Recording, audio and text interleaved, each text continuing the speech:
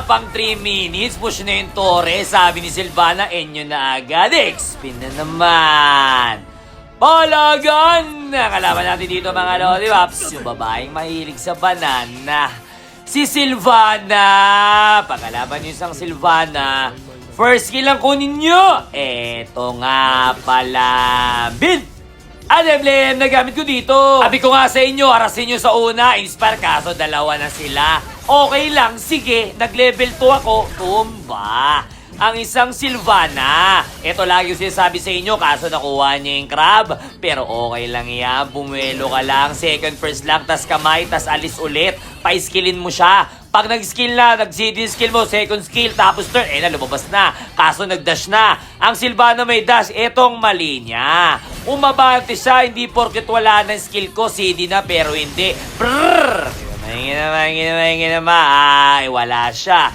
Ano nang gagawin mo? Ito na yung pagkakataon mo para pumaldo. Ito, tuturo ko sa inyo. Nagawa rin ako isa pang video para dito. Tingnan nyo ha. Sylvana may dash yan. Yung third skill, may drop mo siya pupunta doon. O, tinamaan. Kinamay.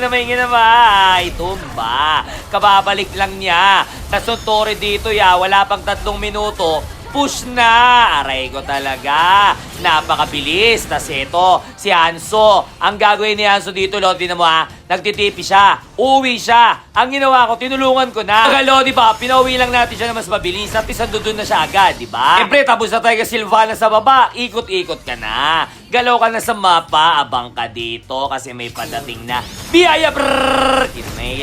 Kinamay. Tumba, isang si Lena. Dito, hindi tinamaan ng third skill to. Sayang, mahold sana. Eto, tuturo sa inyo. Dito kayo dadaan. Huwag kayo dadaan doon. Para pag hindi kayo mahuli. Kasi nag-aabang yun doon. Tapos gawin nyo to. O, pabalik. Yan. Malay nyo nakaabang dyan. Tapos dito ka lang. Mag-aabang ka lang dito. Ate mo siya mag-skill.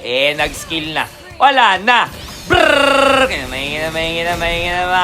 Saglit lang sa iyan ya. O, tumba yung Sylvana. Ito, tuturo ko ulit sa ito sa ibang video pero may kita nyo na dito. Ba't nagtitira ako ng second skill? Ayan. Kasi yung Sylvana parating mag-flicker na. O, diba? Nadali natin siya ya. Nakatakas tayo sa hawak niya, sa ulti niya. Nandito pa. Tutulungan ng Amaterasu, Tiramisu, I miss you. Ang tanong, na-miss ka ba? Yun lang, doon nalungkot ya. Tas linisin ang kapaligiran. Tore-tore ka lang. Hayaan mo muna yung gulo-gulo dyan. Eto, Amaterasu, Tiramisu, I miss you. Kinamay na sila. Inspire ako dito. Ayan na, kinamay. Si Sylvana. Aray ko talaga. Eto pa, Amaterasu, Tiramisu. Nabitin lang yaw. Sayang, I miss you. Ang tanong, na-miss ka ba? Yun na agad. Grabe naman yun. Sumusuko na siya. Dito, fake news pa ako ni Hanso, pre. O, tinan mo, pre, si Hanso, ha. O, bumalik pala. Fake news! Fake news mo pa ako, ha?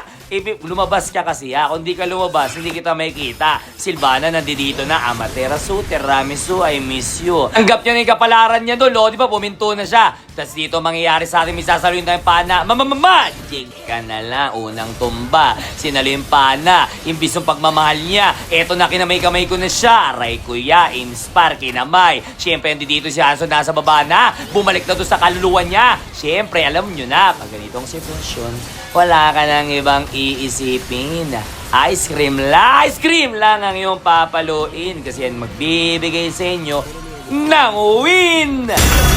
Victory! Kami na rin na kalaban ng Sylvana. Ang diskarte lang doon, Lodi, sa early, harasin mo siya. Huwag mo pagle-level 4 rin para pag turtle fight, wala siyang level 4. Tapos pwede nyo idagdag sa item pagtapos ng Windtalker, frozen. Para pa nag-ulti siya, mag-frozen ka para hindi kanya matamaan ng combo niya. Kaya kung may tanong ka ba kay Julian, comment ka lang dyan. Nice, J!